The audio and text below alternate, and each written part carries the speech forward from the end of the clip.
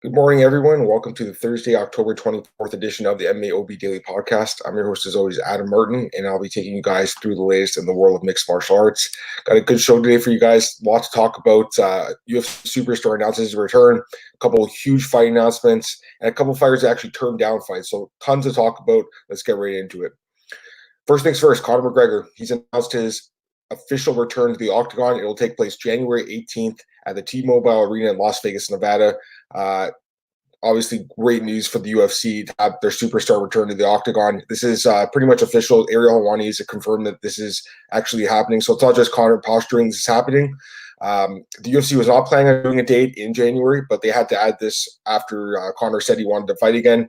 He wanted to actually fight on December 14th at UFC 245 against Frankie Edgar. The UFC was not interested in making that fight, as we know. So the UFC created another card in January for Conor to headline, which makes sense. I mean, he has to headline a card. He's too big of a name to have as a co-headliner or like third down the card. And if he was going to fight at UFC 245, it'd be crazy to have Conor headlining above 3 title fights. Like, you could maybe do it over 1 title fight, but not 3. It just wouldn't work. So Conor McGregor is fighting January 18th. And right now, there's 2 fighters in line to be his opponent. It'll be either, according to Helwani, Justin Gaethje or Donald Cerrone. So apparently Conor said, I watched the press conference. He said that he does know the opponent. He just didn't want to say yet. He wants the UFC to announce it. So it's going to be either Donald Cerrone or Justin Gaethje. They're both great fights. These are 2 fights that I've said for a while make a lot of sense.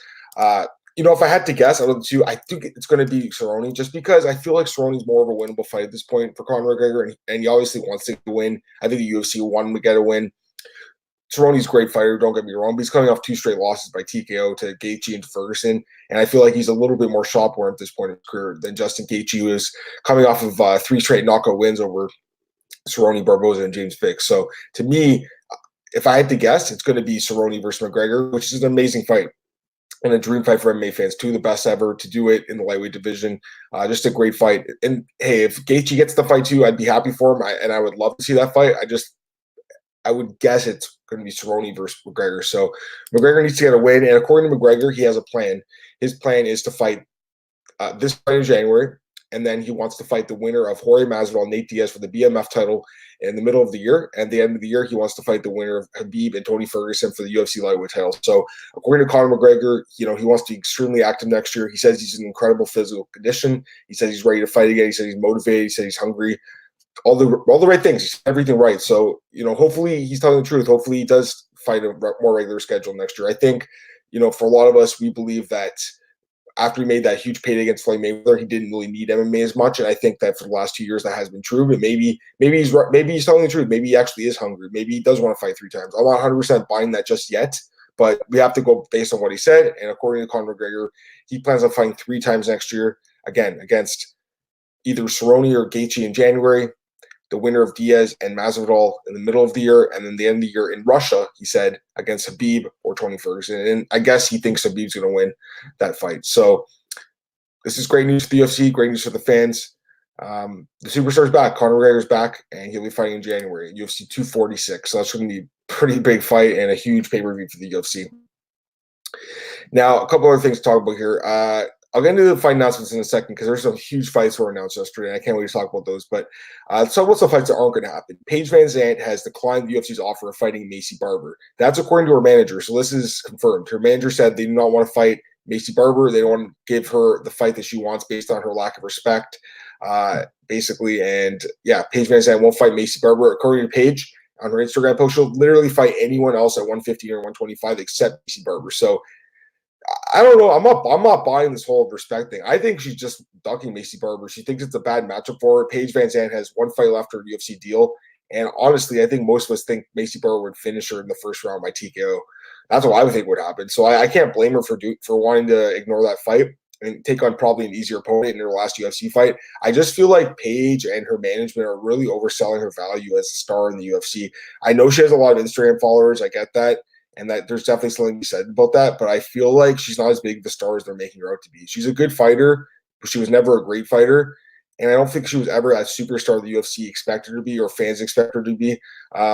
She's definitely a good fighter, like I said.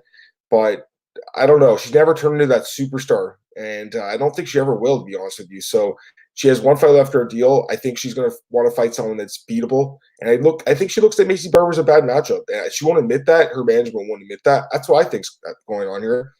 And I don't blame her. I wouldn't want to fight Maycee Barber either. So I can't really blame Paige VanZant, but it's like it's kind of ridiculous that she's out there, telling the UFC, oh, you're not offering me fights, and I'm waiting for a fight. Where's the fight? They offer her a fight against someone who's like an up and coming star, and if she beats Maycee Barber, I mean that'd be massive for her.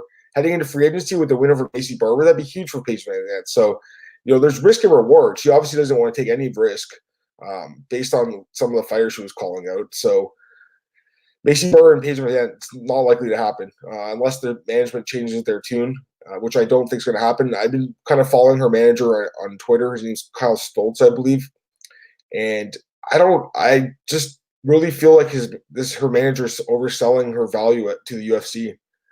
That's just my opinion. I'm curious to see what you guys say if you want to throw a comment in there. But for me, I just don't see her as big of a star as she and her management believe. I feel like they're really inflating her ego. I remember that interview she did with Helwani a few months ago, and she just really wants to be paid big bucks. And she's like, well, I'm making so much money. Instagram, well, that's good for you, Paige, but it doesn't mean that, the UFC looks at you as a superstar. So Paige VanZant, like I said, I've always liked her. I think she's a good fighter, a solid fighter. She has some really good skills. Her submission game's good. She's relentless at times, but I think she's also shown that she's not an elite level fighter, and I think the UFC treats her like that. They treat her as a mid-tier fighter in the 125-pound division, which is what she is. They don't treat her as a superstar like she believes she is. So VanZant, Maycee Barber, not happening, and we'll probably file soon Paige VanZant's fighting. But again, it's just you can't go out there and say the UFC is not offering you fights when they do, and then you turn it down. Francis Ngannou, he's also been talking. He talked about John Jones TMZ. He said that he believes the fight with John Jones is inevitable. So I think all of us want to see that fight at some points. He just thinks that the problem right now is Jones is not heavyweight, and he believes that if Jones moves up to heavyweight, he says he would only probably be doing so if he wants a title shot on Stipe, which you have to agree with Francis on this. I mean, why would John Jones move up to heavyweight just to fight Francis in a super fight? It doesn't make any sense for him. If he does, it would obviously be for a title shot. So Francis is right about that. Francis is also pissed the UFC isn't offering him fights, but he did admit that they did offer him the Alexander Volkov fight. So here we go, guys.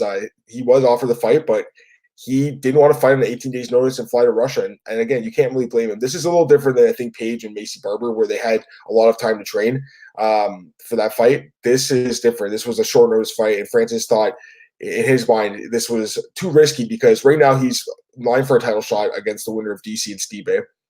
And he believes that, with Volkov being ranked below him, he would only take this fight if he was guaranteed a title shot afterwards. And I can't blame him for that. So to me, this is a little different situation because it was a short notice fight. And I really don't blame him for turning down against the guy who's lower ranked than him, to be fair as well. So can't blame him. I mean, I would have wanted to see that fight. I think the Greg Hardy fight's interesting, but I think Ngannou versus Volkov would have been a lot more competitive, or should be more competitive anyways. So yes, Ngannou's turned down the fight with Volkov. He admits it, but he also said that it was only because of the short notice. And he says he would have fought him on December 14th in Las Vegas. He said he would have taken that fight if it was just another month of training. He just didn't want to fight in 18 days. He wanted at least 2 months of a training camp, which is totally fair. In Francis Ngannou's position, you're a star.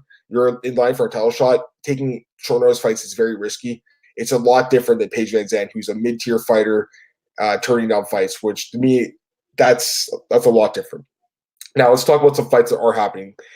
UFC 245. Oh my God, what a card, guys! So yesterday, I was just getting ready to go to my bowling league, and all of a sudden I look on Twitter, and it was like UFC 245. Jose Aldo is making his bantamweight debut against Marlon Moraes. UFC 245. Petr Yan's fighting Urijah Faber. I mean, I was just like, wow, this is crazy. So this is the card I'm going to be going to, which I'm excited about, and these fights are amazing.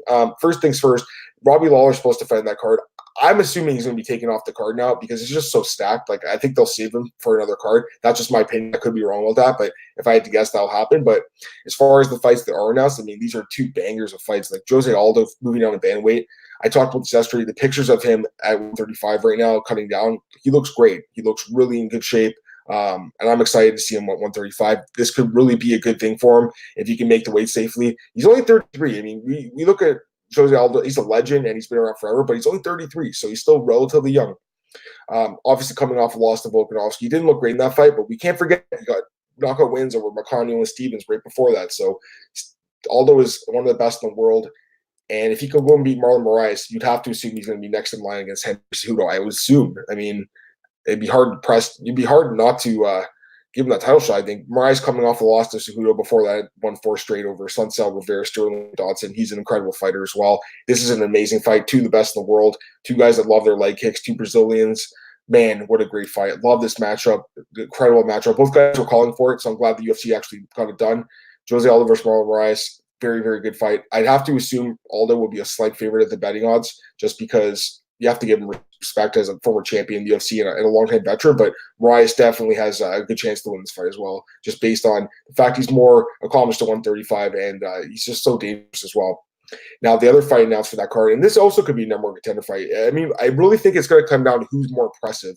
Now, this sucks for Aljamain Sterling because it looked like he was next in line, but with these fights happening and Sterling hurt, I mean, it's possible he might have just been a victim of bad timing. We'll see what happens there. But if I had to guess, Sterling might be passed over for one of these fights, the winner of these fights, because especially if it's an impressive performance, just because of the timing.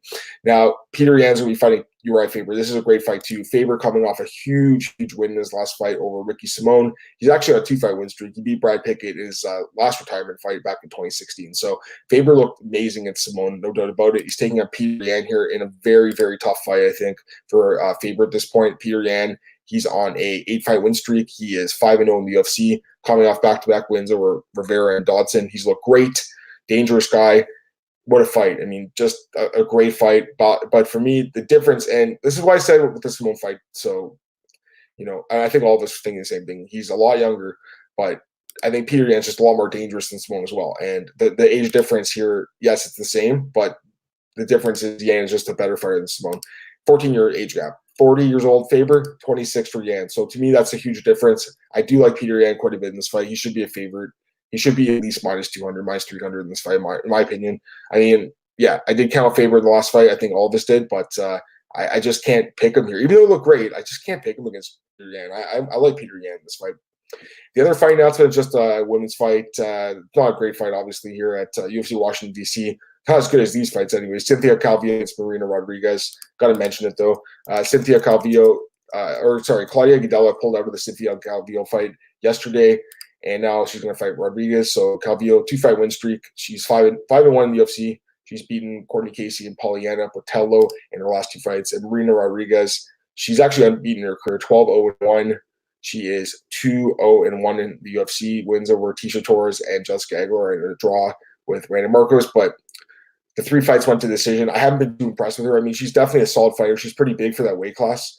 But I think you got to do a little bit more than just win decisions to really get the fans' attention. At least Calvillo finishes most of her fights. Close fight for sure.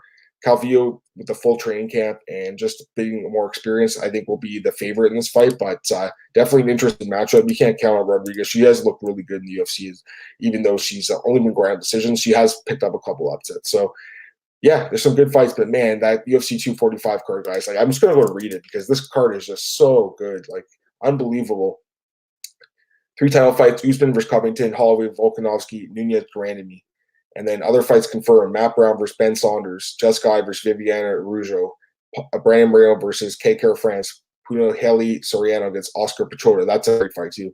And then Arbini Aldana, Caitlin Vieira, Jose Aldo, Marlon Moraes, Petr Yan, Urijah Faber, and again, Robbie Lawler versus TBA, but I don't think he'll be on that card. With still these fights now, it doesn't make sense. If I had to guess the main card, and I don't know if this is confirmed yet, but the 3 title fights, Jose Aldo versus Marlon Moraes and Petr Yan versus Urijah Faber, although UFC could put one of those 2 fights on the prelims as like a big fight and then move Aldana versus Vieira onto the main card. So we'll see what happens there. But yeah, that card is just so stacked, and I'm excited for it. That's the second last card of the year. The last card is the Korean Zombie Ortega card. And then we have cards for the beginning of 2020 already announced. 2020 is crazy. I've been covering the sport since 2011. Unbelievable, man. The time goes by so fast, especially when you're doing something you enjoy. So great fights coming up, guys.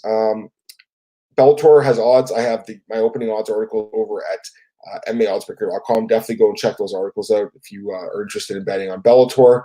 UFC Singapore this weekend. broke down the card in full with Cole Shelton yesterday or on Tuesday on the podcast here. So go and check that out.